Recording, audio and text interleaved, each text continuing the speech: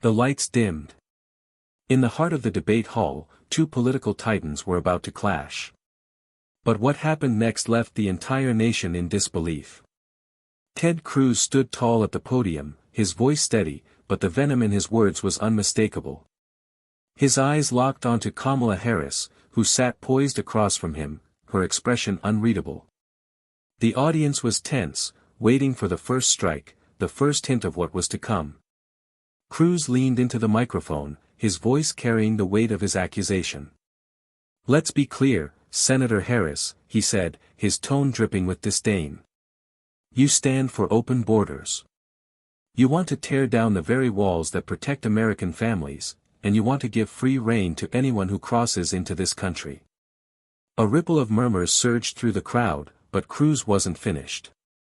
"You think it's compassion to allow chaos at the border? Well, I call it irresponsibility. The American people deserve better than this reckless agenda." The silence that followed was deafening. The audience, half frozen in disbelief, was waiting for Harris's response.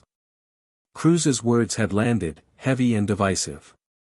He had framed the debate, and he was daring Harris to defend the indefensible. The tension was palpable. But Harris, unmoved, took a breath, and then, without hesitation, she spoke. "Senator Cruz," she began, her voice calm but cutting, "you want to talk about chaos? Let's talk about the chaos you've created with your rhetoric.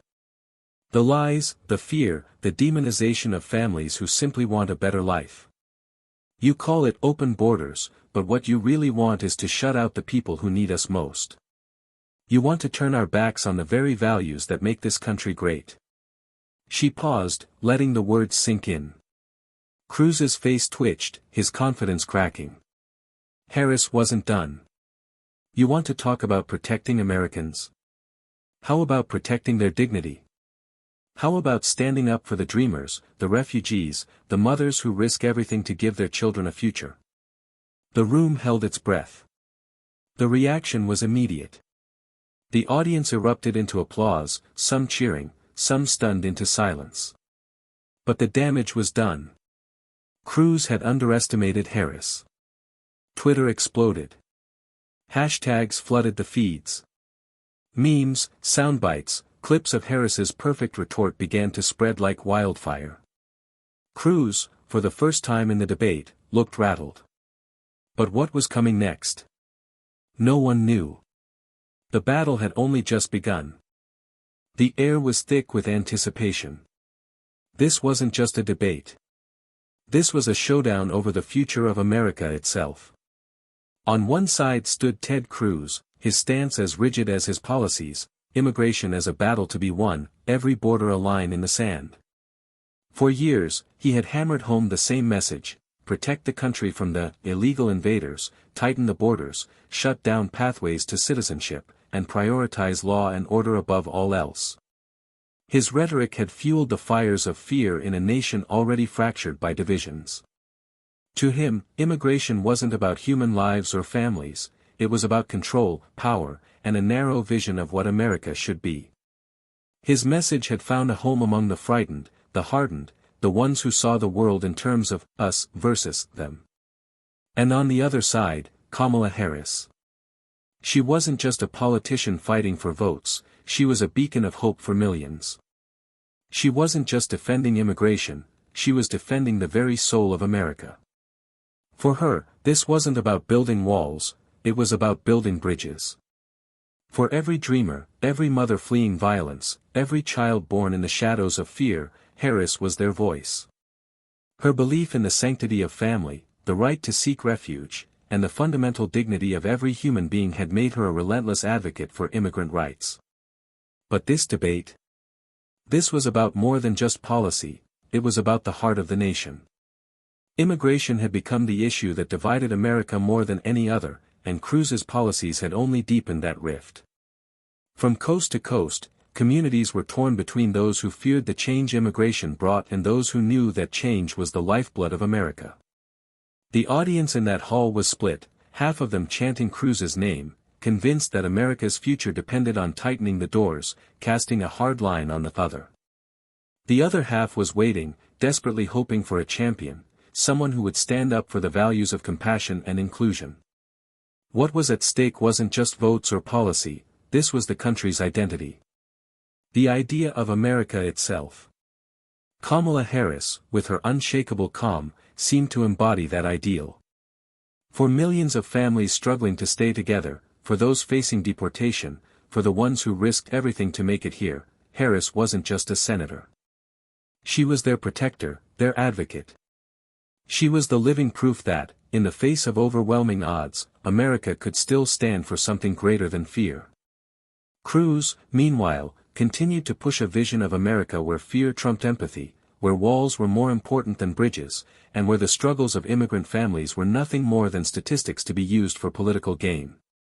He used their stories, their pain, as ammunition, painting them as threats, as criminals, as burdens.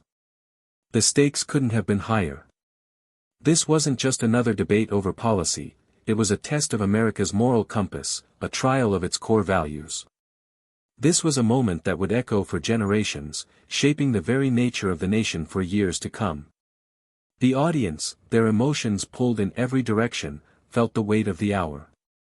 The tension was unbearable, but it was also undeniable. Cruz's words had provoked, but Harris's response had ignited something more. Something bigger than a political argument, something primal. And then, with one breath, it became clear, this was no longer just about immigration. It was about identity. It was about how Americans define themselves, who they chose to be in the face of a changing world. As Harris prepared to speak again, it wasn't just her words that held weight, it was the future of the country itself. The moment hung in the balance, and the entire nation was watching. What would happen next? The room held its collective breath. And then, the world would know. Cruz had built his career on fear and division, but it was his own arrogance that might just be his downfall. Born in Calgary, Canada, to a Cuban father and an American mother, Ted Cruz's story was one of immigrant roots. His parents had come to the United States seeking a better life, just like the very people he would later demonize. His father, a staunch anti-communist, had fled Cuba during the revolution, leaving behind everything for the promise of freedom. It was this backdrop that Cruz often used to frame his own rise. "I'm a son of an immigrant," he'd say, a line that resonated with many, giving him credibility as someone who understood the immigrant experience. But over time, Cruz took his immigrant roots and twisted them into a weapon of exclusion. Despite his own background, he adopted a hardline stance on immigration, advocating for policies that ran counter to the struggles of those who had come here in search of a better life. It was as if the compassion that had once been instilled in him by his family had been replaced by a deep, seething fear of the other. Cruz's political rise began in Texas, where his meteoric ascent to the Senate was fueled by his polarizing rhetoric. He wasn't just a conservative, he became a symbol of the culture wars that defined the modern Republican Party. His speeches were fiery, his words aimed to provoke. He built his brand on being the outsider, the fighter willing to stand up to the establishment, and he made sure to channel this energy into a crusade against immigration reform. His stance on immigration wasn't about policy, it was personal. Cruz painted a vision of America where borders were sacred, and the people beyond them were enemies to be kept out at all costs. It wasn't just about securing the border, it was about denying the humanity of immigrants. In Cruz's America, they weren't people fleeing violence or seeking better opportunities. They were criminals, threats to American jobs and culture. They were a danger to the very fabric of the nation. With every speech, Cruz's rhetoric became more extreme. He repeated over and over that America's identity was at risk, that the country was under siege by foreign influences.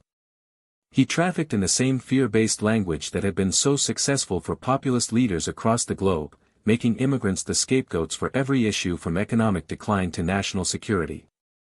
His brand of politics was not rooted in solutions but in sowing division, creating a wedge between the American people and their immigrant neighbors.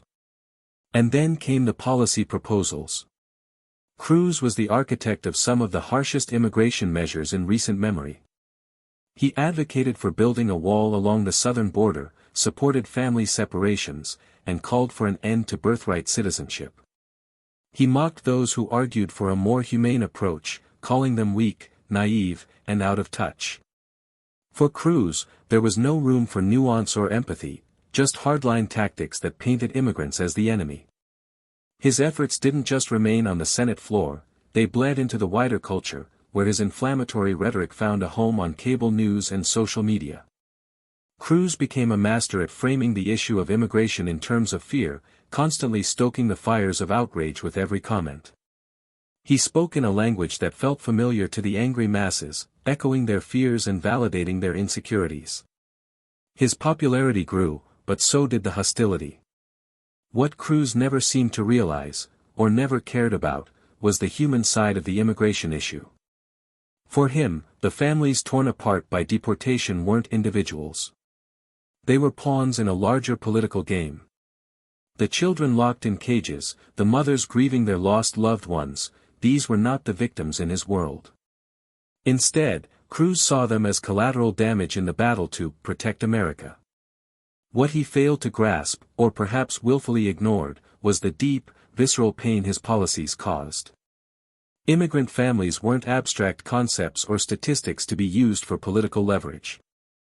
They were real people with real stories, stories of hardship, sacrifice, and hope. Families who fled violence, who risked everything to escape poverty, who dared to dream of a better life in a country that promised them refuge. But for Cruz, their lives were secondary. Their rights, expendable. His disdain for their struggles was masked in the language of national security and American sovereignty, but beneath it all was a deep-rooted contempt for the very idea that immigrants had a right to belong. Behind the polished speeches and calculated rhetoric, Cruz's personal motivations were clear. He didn't just oppose immigration, he vilified it. His stance wasn't born out of concern for the country's future, it was a cynical political maneuver to galvanize his base, to create a wedge issue that would keep people afraid and divided. And yet, for all his venom, there was a glaring contradiction. Cruz, who had benefited from his immigrant heritage, now stood as a gatekeeper, blocking the same opportunity for others who, like his father, sought refuge on American soil. He was quick to use his background as a badge of honor when it suited him, but when it came to the issue of immigration, that same heritage seemed to fade into the background. Cruz had become a hypocrite, a man who had built his career on the backs of immigrants but now fought to close the doors behind him.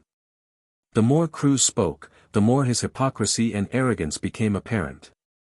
He had turned his back on the very people who had helped shape the country he claimed to protect. His political career had flourished on the backs of division, and in doing so, he had betrayed the very essence of the American dream. But as the debate raged on, there was a growing sense that Cruz's time was running out. His policies had bred resentment and fear, but what they hadn't done was bring people together. They hadn't healed wounds, they had deepened them. And soon, the very contradictions he lived by might be his undoing. The stage was set. The stakes couldn't have been higher. And Cruz? He had no idea what was coming. Kamala Harris wasn't just running for office, she was fighting for the soul of the nation itself. Born to two immigrant parents, her mother, a breast cancer researcher from India, and her father, an economics professor from Jamaica, Harris grew up in a household defined by hard work, sacrifice, and the belief that education was the key to a better life. From the beginning, she saw how people who came to America seeking opportunity were often met with challenges that few others could understand. Her parents, both outsiders in a foreign land, worked tirelessly to ensure that their children had the chance to thrive, but they also made sure to raise them with a sense of justice, dignity, and the unwavering belief that everyone deserved an equal shot at the American dream. Harris's early life wasn't marked by privilege, but by the kind of grit and resilience that would define her future. As a young girl, she watched as her mother fought to make a name for herself in a field dominated by men. Her father, too, had struggled with racism throughout his life, but he never allowed it to break his spirit. These were the lessons Kamala absorbed, lessons of perseverance, of standing tall in the face of adversity, of fighting not just for herself, but for those who couldn't always fight for themselves. Her path to law and politics wasn't a straight line, it was a journey that began with a desire to help people, especially those who had been pushed to the margins. After graduating from Howard University, Harris attended the University of California, Hastings College of the Law. There, she was exposed to a system that often worked against the very people she cared about, marginalized communities, people of color, immigrants. The law, she soon realized, was a tool, one that could either perpetuate inequality or be used to fight for justice. Determined to make a difference, Harris started her career in the Alameda County District Attorney's Office. She worked tirelessly to bring justice to victims, but also to reform a system that too often failed them. In her early years as a prosecutor, she was confronted with the ugly truths of mass incarceration, and while she wasn't afraid to hold criminals accountable, she also became a voice for criminal justice reform. Harris understood the balance. True justice meant addressing systemic flaws, not just punishing individuals. She worked with community leaders to create programs that aimed to reduce recidivism and to ensure that those who had served their time had the chance to rebuild their lives. But it wasn't just the criminal justice system that Harris took on. As the first woman of color to be elected District Attorney of San Francisco, she made it her mission to fight for those who had been excluded from the American narrative: immigrants, people of color, the homeless, and the economically disadvantaged. She spearheaded initiatives to protect immigrants from exploitation and human trafficking, and she became a staunch advocate for families at risk of deportation. As her career progressed, Harris's commitment to justice only deepened. In 2010, she was elected as California's Attorney General, becoming the first woman, the first African American, and the first South Asian American to hold that position. It was in this role that she truly began to define herself as a force for change. She didn't just focus on prosecuting criminals, she focused on the root causes of crime and the inequalities that allowed those systems of injustice to persist. Her landmark work on reforming the bail system and her efforts to protect immigrant rights earned her widespread respect. She was no longer just an elected official, she had become a national figure, someone who stood at the intersection of law, politics, and the fight for human dignity. But it wasn't just her career that set her apart, it was her character. Harris's calm under pressure was legendary. In the courtroom, in boardrooms, and on the campaign trail, she never lost sight of the human element. She didn't play to the crowd, she played to her values. Where Cruz spoke in broad, divisive strokes, Harris spoke with precision and empathy. She didn't just offer solutions, she told the stories of those she represented. Every case she handled, every policy she pushed, was driven by a belief that true leadership wasn't just about winning, it was about lifting others up. Her connection to the immigrant community, in particular, was personal. Growing up with parents who were immigrants themselves, Harris understood the sacrifices that families made to build a future in a foreign land. She knew the fear of being torn apart by an unjust system, of being cast aside simply because you didn't fit into a narrow definition of American. It wasn't just something she read about, it was something she lived. In 2016, when Donald Trump was elected president, Harris faced a new kind of challenge. The rhetoric of fear and division had reached its peak. Immigrants were being vilified, families were being separated, and children were being locked in cages. Harris couldn't sit idly by. She didn't just speak out, she acted. She became a fierce critic of the Trump administration's immigration policies, and she stood at the forefront of the fight for a more humane system. She advocated for a pathway to citizenship for Dreamers, pushed back against the Muslim ban, and demanded an end to family separations. And yet, through all of this, Harris never lost sight of the bigger picture. She wasn't fighting for one community or one cause, she was fighting for the soul of the nation. The ideals of justice, equality, and the promise of a better life weren't just abstract concepts to her, they were the foundation of everything she believed in. She wasn't just a politician in a world of politics. She was a leader in a world of chaos, a figure of hope in a time of division. Kamala Harris's life had prepared her for this moment. The fight for immigrants wasn't just a political issue for her, it was personal. It was a battle she had been fighting her entire life, and now, the stakes had never been higher. As the debate raged on, it became clear that Harris wasn't just responding to Cruz, she was leading a movement. And with every word, she wasn't just defending her vision for America, she was inviting the nation to step into a future where dignity, respect, and hope weren't just ideals, but realities. In that moment, as the debate continued to unfold, Harris wasn't just talking about policy. She was talking about who America was, and who America could still be. And that was a battle worth fighting for. As Cruz's insults flew, Harris stood her ground, calm, composed. But the tension in the room was palpable. Cruz was relentless now. His voice had a sharper edge, his words more cutting. He leaned into the podium, locking eyes with Harris, every syllable dripping with disdain. "Senator Harris," he began, his tone thick with sarcasm, "it's charming to hear you talk about compassion. But let's be clear, your immigration policies are naive. They're dangerous. You're advocating for open borders, unchecked illegal immigration, and the erosion of the rule of law."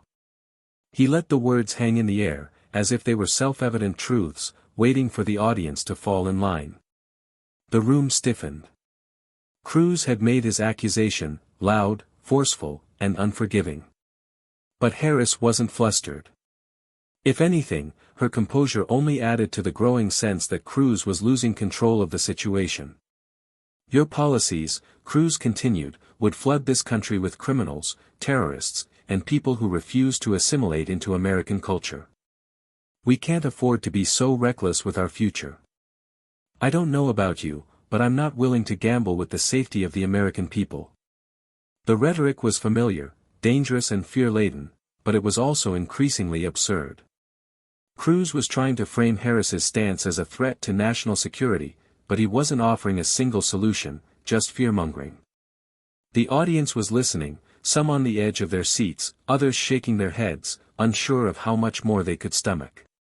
Harris took a breath, her steady gaze never wavering. She wasn't in a rush to respond, she was calculating her words, choosing each one carefully. When she finally spoke, her voice was calm but filled with conviction. "Senator Cruz," she began, "let's set the record straight. What you're calling open borders is simply a compassionate immigration system that prioritizes families, dignity, and the rights of those seeking refuge. But you wouldn't know anything about that, would you? You've spent your career stoking fear, painting immigrants as criminals, when in fact, they are our teachers, our doctors, our neighbors." The crowd murmured, sensing that Harris wasn't just defending a policy, she was defending the very idea of who America was. She wasn't just responding to Cruz's rhetoric, she was confronting his worldview. "You speak about the rule of law as though it's a shield," she continued, her words cutting through the noise. "But laws can be unjust. We've seen it time and time again. The system you're defending has torn apart families, separated children from their parents, and locked up innocent people in cages. And you're standing here, pretending that this is law and order. It's not law. It's cruelty." There was a shift in the room, something that could be felt in the air. The energy had changed. Cruz's posture stiffened, his jaw tightening. He wasn't used to this kind of challenge. It wasn't the rehearsed sparring he was accustomed to, it was something deeper, something that dug at the core of his ideology. "Your solutions, Senator Harris, are reckless," Cruz shot back, his voice rising. "You want to make excuses for illegal immigration, you want to give sanctuary to people who don't belong here. And what do we get in return? A breakdown of our society. A flood of crime, disease, and poverty. You think that's the kind of country we should have? A country that's willing to destroy itself for the sake of compassion?" But Harris, ever composed, wasn't rattled by his attacks. She had seen this before, this twisting of facts, this attempt to demonize. And she wasn't going to let Cruz's narrative stand unchallenged. "You want to talk about the breakdown of society, Senator Cruz? Let's talk about the real breakdown, the one caused by your policies. The one that keeps families in fear, that separates children from their parents, that sends people back into the hands of abusers and dictators. Her eyes flashed with intensity. That is the breakdown you've caused. Not the families you've vilified, but the country you've failed to protect. You call it law and order, but it's chaos. It's chaos for the people who need us most. Cruz's eyes narrowed, his lips curling into a snarl. He was losing the crowd. His words were louder now, more frantic. He needed to reclaim the narrative, to remind the audience why he was the tough-on-crime, tough-on-immigration candidate. But with every word, he was slipping further away from the calm, calculated certainty that had once been his trademark. "You're not serious, Senator Harris," Cruz spat. "You're playing a game of identity politics, pandering to the far left. You're not protecting the American people, you're pandering to criminals." Harris's smile was small, almost pitying. She leaned into her microphone, her voice steady, her eyes unwavering. "You want to talk about pandering, Senator? Let's talk about your pandering to hate. You've spent your career using fear to divide us, splitting families, turning Americans against each other. You call it leadership, but what it really is cowardice. And I refuse to be part of a future where fear wins." The audience shifted again. Now, there was a sense of disbelief mixed with admiration. Cruz was agitated, his usual self-assurance cracking. Harris had found her footing, and she was not backing down. The tension in the room was unbearable. Cruz had escalated, but Harris had matched his intensity, and in doing so, had turned the tide. The air was charged with anticipation. It was clear that Cruz's usual tactics weren't going to work this time. He was losing ground, and he knew it. The audience leaned in, waiting for the next exchange. What would Harris say next? Would Cruz be able to recover, or had he just sealed his own defeat? The room was on edge, and with every passing second, the stakes grew higher. The confrontation wasn't just political anymore, it was personal. This was no longer a debate. This was a battle for the soul of America. The room fell silent. Cruz had no answer. Harris had just delivered a mic-drop moment that would go down in history. For a brief moment, the audience was suspended in disbelief, absorbing what had just happened. Harris stood at the podium, her eyes locked onto Cruz, her calm demeanor a stark contrast to the growing panic in his face. It wasn't just the force of her words, it was the power of the truth she had unleashed. "Senator Cruz," she began again, her voice steady, cutting through the air with surgical precision, "you talk about borders and safety, but the real danger here is the division you've created. The chaos you've sown. And the lives you've destroyed." Her words hung in the air, the weight of them pressing down on Cruz as he shifted uncomfortably at the podium. He had expected a fight, sure, but this wasn't a fight, it was a reckoning. "You want to talk about the rule of law, Senator?" Harris continued, her tone not rising, but steady, unwavering. "Let's talk about the rule of law as it pertains to the people you've so easily dismissed. You've used the law as a weapon to separate children from their parents, to tear families apart, to send people back into the hands of violent criminals. You've used it to criminalize human decency. That's not the rule of law. That's the rule of cruelty." She let that sink in. "And then there's this lie you keep telling about immigrants. That they're the problem. That they're a threat. You paint them as criminals and terrorists, when in fact, they're the ones keeping this country moving. They're the ones doing the work that keeps our communities alive, our hospitals open, our schools running. Immigrants are not the problem, Senator Cruz. They are the backbone of this country." The crowd stirred, some gasping in agreement, others leaning in, watching this moment unfold like a scene from a political thriller. It wasn't just a debate anymore, it was a defining moment. "Let me tell you a story," Harris said, shifting gears, her voice becoming softer but no less commanding. "I've met families who've been through hell to get here. I've met mothers who've walked thousands of miles just to give their children a better future. And I've seen what your policies do to them. I've seen the look in their eyes when they're told they can't stay. When they're separated from their children. You want to talk about danger, Senator Cruz? The real danger is in turning our backs on those who need us the most. A hush fell over the crowd. Harris wasn't just speaking to Cruz anymore, she was speaking to the millions who were watching, to the families who had been living in fear. It was as if the entire room understood the gravity of what she was saying.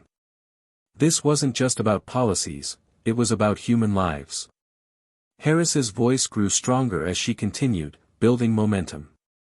You talk about the American dream, Senator Cruz, but what is that dream if we can't offer refuge to the people who are escaping the very violence we claim to stand against? What does it mean to be American if we turn away those seeking sanctuary? What kind of country have we become when we abandon our moral duty for the sake of politics? She paused, letting that question linger in the air, and then she delivered the final blow. You're right, Senator Cruz. There is a breakdown in this country, but it's not at the border. It's in the hearts of those who, like you, have lost sight of the very values that make America great. It's in the fear you've stirred up, the hatred you've cultivated, and the policies you've pushed that tear families apart. There was a shift in the room.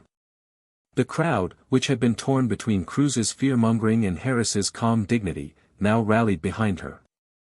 A few people clapped, tentatively at first, but soon the applause grew louder, more spontaneous.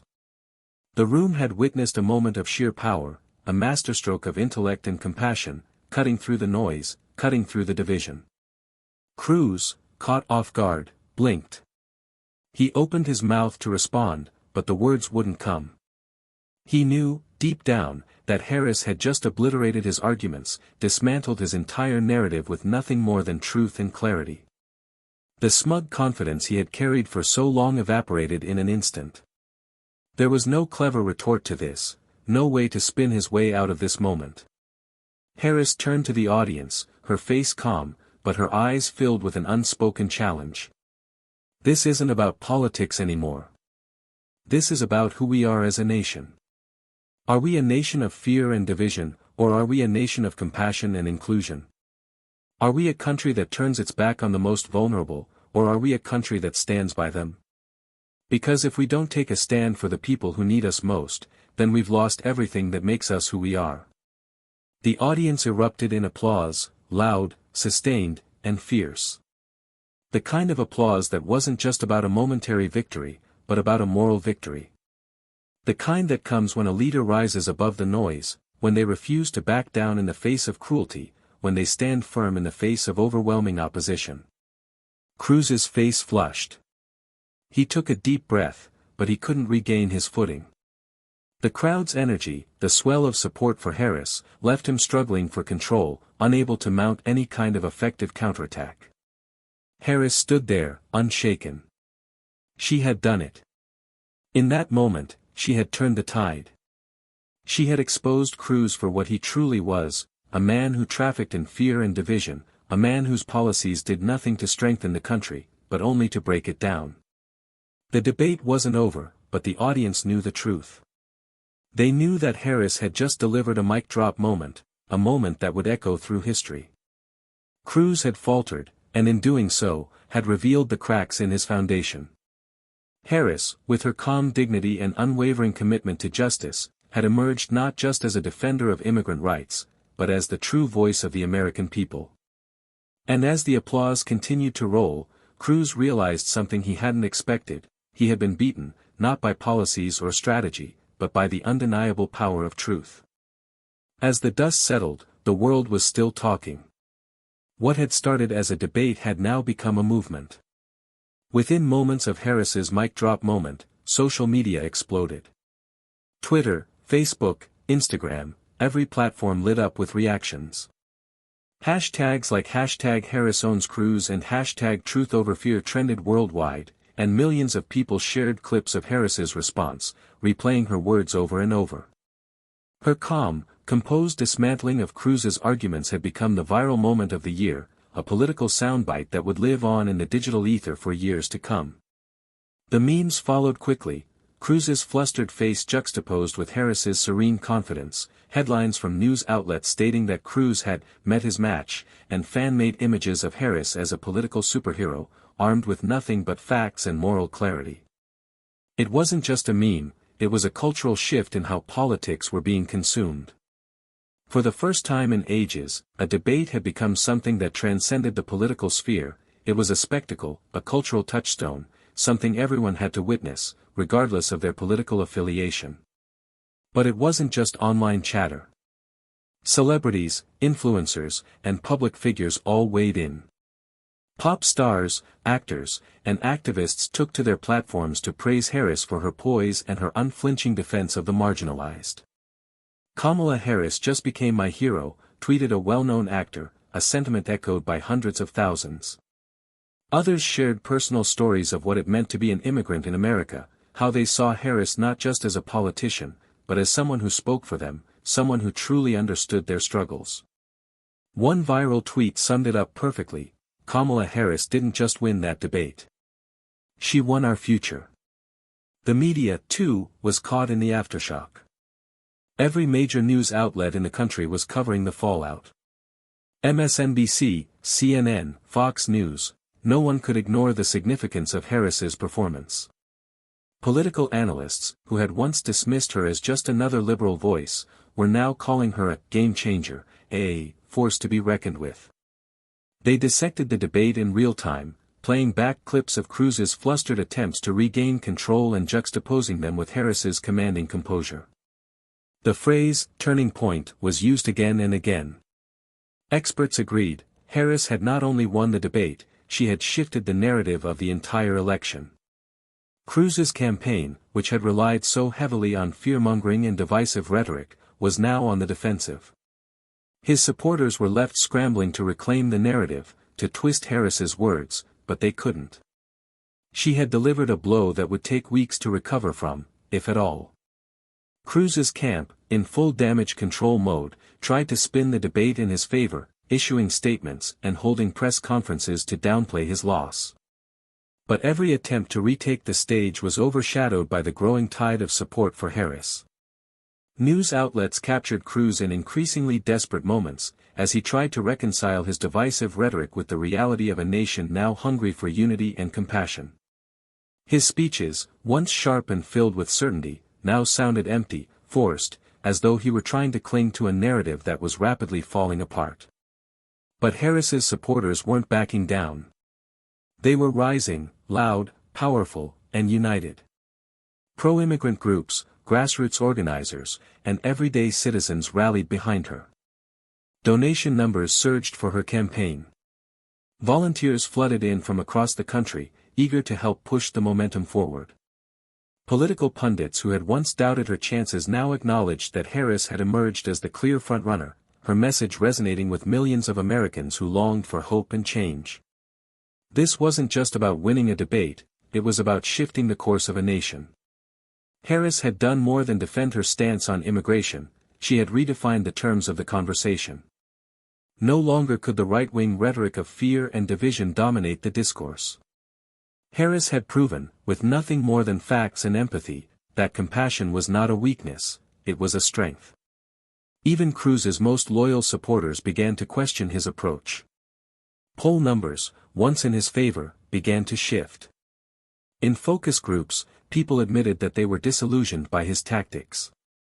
They had seen his arrogance laid bare on that stage, and the dissonance between his words and his policies had become impossible to ignore. Cruz, the tough guy, who had built a career on division, was suddenly the man on the defensive. The ripple effect extended beyond politics. This debate had ignited a conversation about who America was, and who it was meant to be. Immigrant rights groups, civil rights organizations, and advocates for social justice all saw Harris's victory as a validation of their work, a sign that the tide was turning. The struggle for dignity, for the protection of immigrant families, was no longer just a political issue, it was a moral imperative. As the day wore on, the narrative continued to evolve. The hashtag #HarrisOwnsCruz kept trending, with people around the world sharing their own stories of how the debate had impacted them. Some posted videos of their children watching the debate, explaining to them why Harris was a role model. Others, immigrants themselves, spoke about the pride they felt, seeing someone who understood their struggles standing firm on the world stage. In a world where it often felt as if politics was an endless cycle of divisiveness, Harris had reminded the nation of something crucial, that the fight for justice was not just a battle for the few, but for everyone who believed in the ideals that America was supposed to represent. As the media circus continued to swirl, one thing was clear: Harris had won far more than a debate. She had sparked a movement. And the world was watching, waiting to see what she would do next. Kamala Harris had not only won the debate, she had redefined what it means to fight for America. As the debate drew to a close, Harris stood tall, a symbol of dignity and conviction in the face of fear. Her calm composure, her unwavering commitment to justice, had transformed the room. But now, as the dust settled and the cameras turned away, the true impact of the moment became clear. This was not just a political win, it was a moral reckoning. Standing before the audience, Harris's voice, steady yet powerful, rang out one last time. This debate was never about me and Senator Cruz. It was about the soul of our nation. It was about the values we hold dear: equality, justice, and the right to live in a country that stands for something greater than itself. This is about all of us, the mothers, the fathers, the children, the dreamers, and the families who fight every single day for the promise of a better life. Her words were not just a conclusion to the debate, they were a rallying cry. When we talk about immigration, we're not talking about a political issue. We're talking about human lives. We're talking about dignity.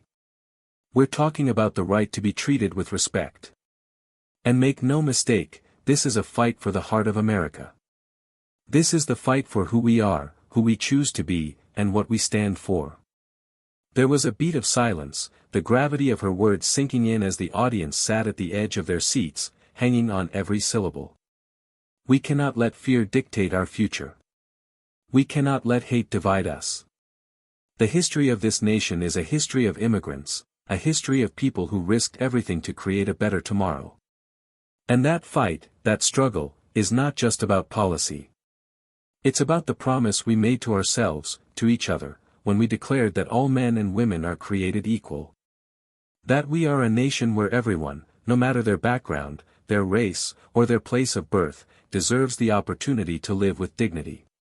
The crowd sat in rapt attention, the weight of her message reverberating in the room.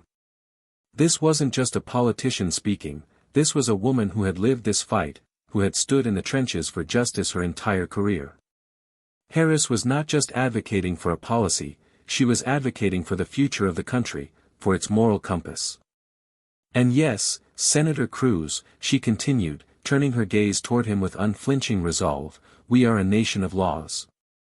But those laws must reflect the values we hold dear. They must protect the most vulnerable among us, not break them. Our laws must reflect empathy, not fear. And until they do, we will continue to fight.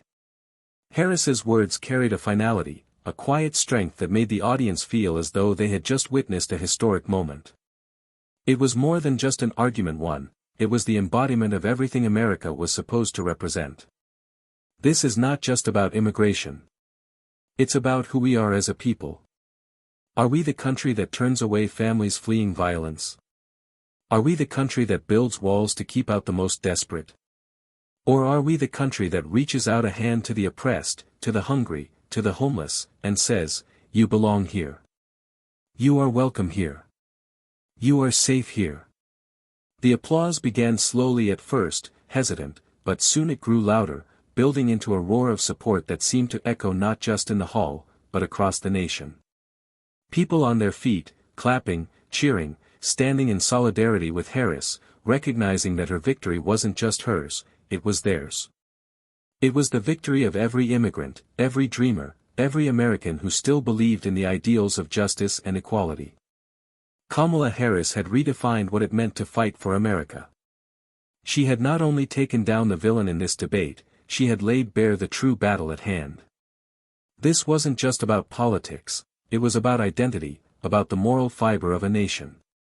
In one moment, she had proven that compassion, justice, and the fight for human dignity were not just lofty ideals, they were the foundation of what it meant to be American. And as the applause continued to resonate through the room, Harris knew this was just the beginning. The battle for a fair and just immigration system, for the soul of America itself, was far from over. But as she stood there, the clear victor, it was impossible to ignore the wave of hope that was sweeping across the nation. For the first time in a long while, people felt as though they were part of something greater than themselves. The fight for justice, for dignity, for the future of the nation, had found a voice that would not be silenced. Kamala Harris had delivered not just a victory, but a movement.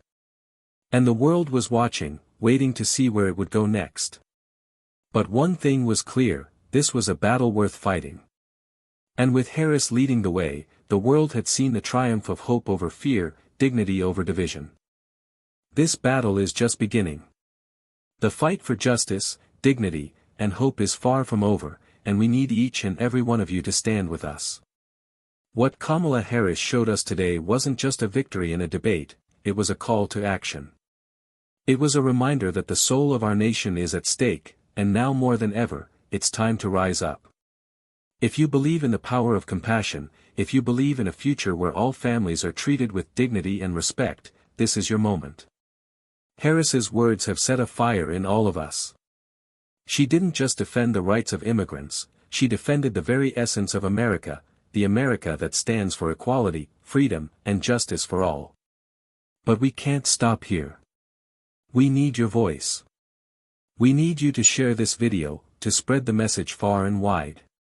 We need you to subscribe, stay engaged, and be part of this movement. Because the truth is, change doesn't happen in a single moment, it happens in every conversation, every vote, every act of solidarity. Join us.